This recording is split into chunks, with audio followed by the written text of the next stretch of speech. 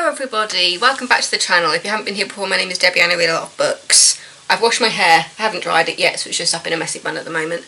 And if you think you can see cat ears, there is a pussy cat here, and he's just dipped his head lower so you can't even see him.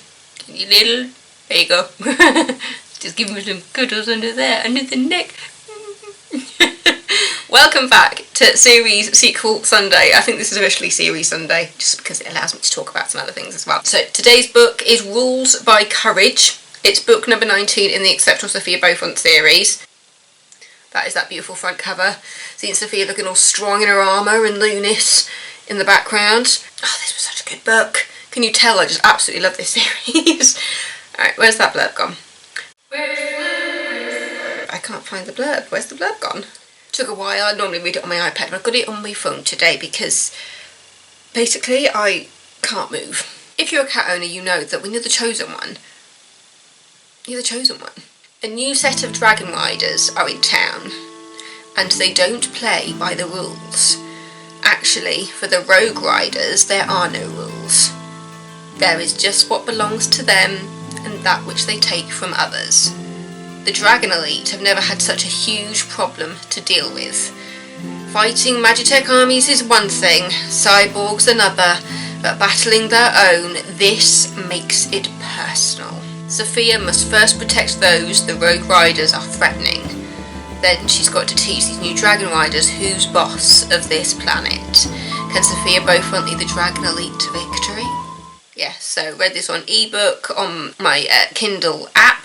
Print length is 262 pages. I've got books 12 to 24. I'm reading two different book series. One of them is 24 books and one of them is 26. And in my brain, everything is getting mixed up. But yeah, it's written by Michael Anderle and Sarah Noffke. Oh, he's gone. He's gone. I can move now. Yeah, I get from the author's notes that Sarah Noffke writes the majority of it with a little bit of help from Michael Anderle and like setting the world up. But I get the feeling that it's mainly Sarah. There's some new riders in town. After the evil dragons have kind of flown off, some of them have matched two riders who are also evil, and the elite are on the hunt to track them down. They've been trying to track down the evil dragons for quite a while. Now that the dragons have been matched to dragon riders, it's just getting harder. It's getting harder, and it looks like this is going to be the main conflict for the remaining books. 24 books. I just looked down at my phone and it says 24, 19 of 24, which means I'm about to start book 20. Can you believe it? It's almost at the end.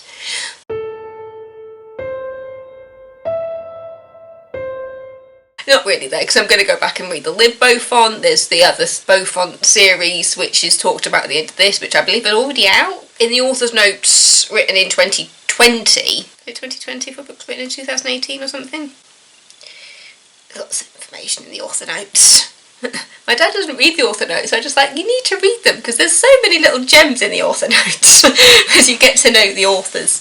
Yeah, so they are, that's the main conflict of this book, is them trying to first track down the evil riders and see if they can convince them to join the elite, at which all of them fail, because obviously that's just not how it's going to be. And then Wilder is kidnapped by the Rogue Riders, and then that's when a lot of teamwork happens in that they're trying to figure out how to get Wilder back. So yeah, Wilder's kidnapped, and you see how they all work together to figure it out, and they work with the natives as well from this island which has been taken over by the Rogue Riders, and the Rogue Riders have gone in going, this is our land now, and get rid of the natives, but the natives have been given like 3 days to sort themselves out and get off the island. And there's one little girl who hangs around and says to Sophia, just like, actually, I saw what they did, and it's not as complicated as you think, because they're not that powerful. They're Rogue Riders, they're babies, they don't know what they're doing yet, and the elite obviously have got strength in numbers behind them, and they've also got the fact that they've been doing it for quite a while. Admittedly, Sophia's probably got the least amount of experience, but she's still pretty powerful, and definitely more powerful than the Rogue Riders, and so they managed to figure it all out with a little bit of help from this little girl who watched everything that happened, and they sort all that out. Yeah, yay! But then the big thing of this book, something that has been hinted, kind of little undertones over the past 2 books, which I wasn't really sure what was happening, so I didn't really talk about it. there is another romance brewing. So, the first romance that we really knew about, kind of, was the question mark over the history between Ainsley and Hiker. Then, Wilder and Sophia started happening. Now, we've got Evan and Trin. And it is so obvious in this book that romance is coming to the forefront now. Because they act like they hate each other. It's that thin line between love and hate, and the way they treat each other, it's just like, this feels like a high school crush. You know, like when you're in high school and the boys and girls don't really know how to communicate to each other. They're just like, I don't like you, when really they actually really like each other. That is what it feels like between Evan and Trin, and I'm absolutely living for it, because it's just like, yay, yay.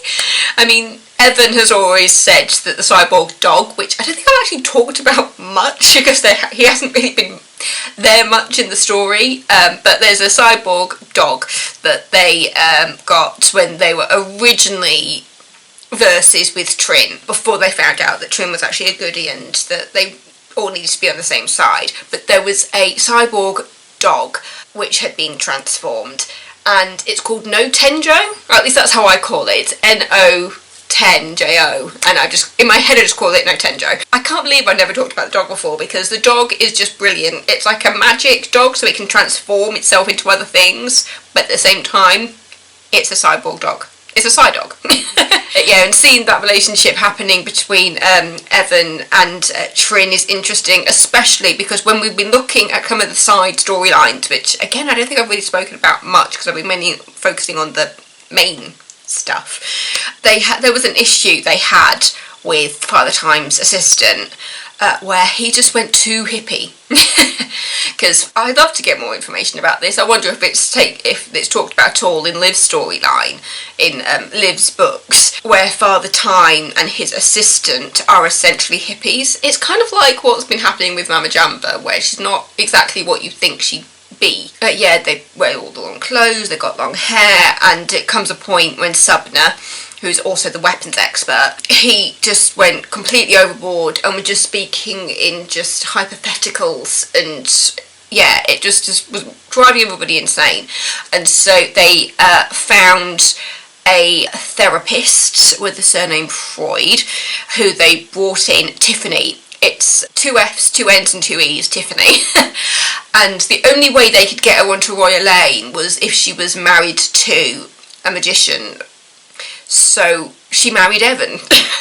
Absolutely no love there at all.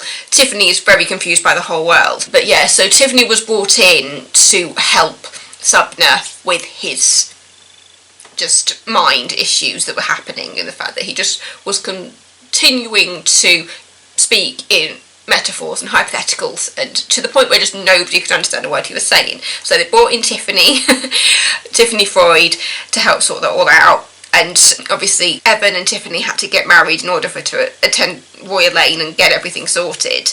And this was the book where they had their final mission together as a married couple, and second and final mission as a married couple. Having that marriage while also having the undertones of Evan's feelings for Trin, it's just been such a whirlwind looking at that storyline, because there was almost a point where I thought that maybe Evan and Tiffany might actually end up becoming friends, which I think by the end of it they are kind of friendlier than they were, because it's obvious that while Evan is saying, oh, she's my wife and she loves me, and she's there going, I have no idea who you are, I know nothing, I'm only here because I was brought in to help Subner. But yeah, it's because she's a mortal therapist who doesn't know about the world of magic and the dragon riders and everything. Well, she knows a little bit about the dragon riders, but the fact that she is on a mission, you know, she was there to help the dragon riders and help Father Time and Subner. She's just like, oh, this was really special to be able to like work with Father Time's assistant, who was also the weapons expert, and I get to help him, which is fixed, which is what allows Evan and Tiffany to finally annul their marriage, because they've been married for the past 2.5 books, I want to say. So it's going to be weird. I wonder if we're going to see Tiffany again, because I kind of started to like her. Yeah, just I absolutely love it. I've been starting to think again about who I want to play who, and I've come to the point when I'm just like, when I think of Scottish actors who could play Hiker, Billy Connolly. Billy Connolly as Hiker. We're adding to this cast, people. I'm hoping by the end of this that I have thoughts for everybody. At this point, as I said, Mama Jamba is Kathy Bates for me. That's all I see in my head. I see Kathy Bates in a dress, eating pancakes. That's who I see as Mama Jamba. And for Sophia, I want to see like a newcomer type person. Somebody who's got kind of the bit of the feistiness of Jennifer Lawrence's Katniss. That's, yeah. So if anybody else are reading these books or they're following along with the story through my videos, if you have any ideas for the characters that I've talked about, please let me know. I'm still loving it. I'm still loving it. Anyway, I have been lazing around quite a lot today. I say that. It's 3:30. I got up at about 8:30 this morning. Me, my mum and my sister do water aerobics, hence why I had to wash my hair. I only had shampoo in my shower this morning. I say this morning, it was like 2ish when I got in the shower. So I ended up putting a hair mask on instead of doing that. I'm actually not hating my messy bun look that's happening right now. I probably just made it worse, but if I look a bit dishevelled, it's because it's washed, hasn't been brushed, and it's just gone straight up because I'm going to put some heat protect through it and then put the dryer on it because it's cold. And so I like to warm up with my hairdryer. I'm sure other people do that as well. Yeah, so it's weird how I can get to the end of one of these reviews and go, did I actually say anything? But I'm sure I did. Yeah, Rules by Courage, the Exceptional Sophia Beaufont. I didn't mean to do that. I clicked the thing and it took me inside the book. Yeah, Rules by Courage by Sarah Noffke Michael Anderle, book number 19 in the Exceptional Sophia Beaufont series. Hold it on this side, Debs, that's not with a light. Yeah, that works. That works.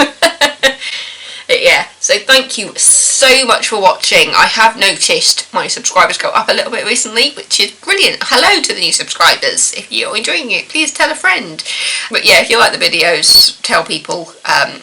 Through doing my research and stuff, I've read that I'm a terrible booktuber because I don't do it the way that you're supposed to, apparently. If I'm doing like one book a video, apparently it's too much, but it's just like, I don't care. I like doing it this way. And to be fair, with my book series that I am reading, I am trying to do like a few books at a time with the other series that I'm reading. But anyway, so I'm waffling, you're waffling, Debs. So yeah, thanks for watching. Don't forget to subscribe. Words are hard. Words are hard. Thank you so much for watching. Don't forget to subscribe. If you want to know exactly when I upload, you can click on the little bell notifications. I upload every Wednesday and Sunday at 3 PM. Don't forget to like and comment and say hi, hello to the new subscribers. Thank you very much. Please talk to me. I like it when people talk to me. Yeah, so I will see you next time. I'll see you Wednesday at 3 PM. Bye, my lovelies. I am off to get some well-needed caffeine through a cafe Yorkshire tea. Subscribe. If you're not already subscribed, go on, click that button. And, oh my god, I'm speaking gibberish.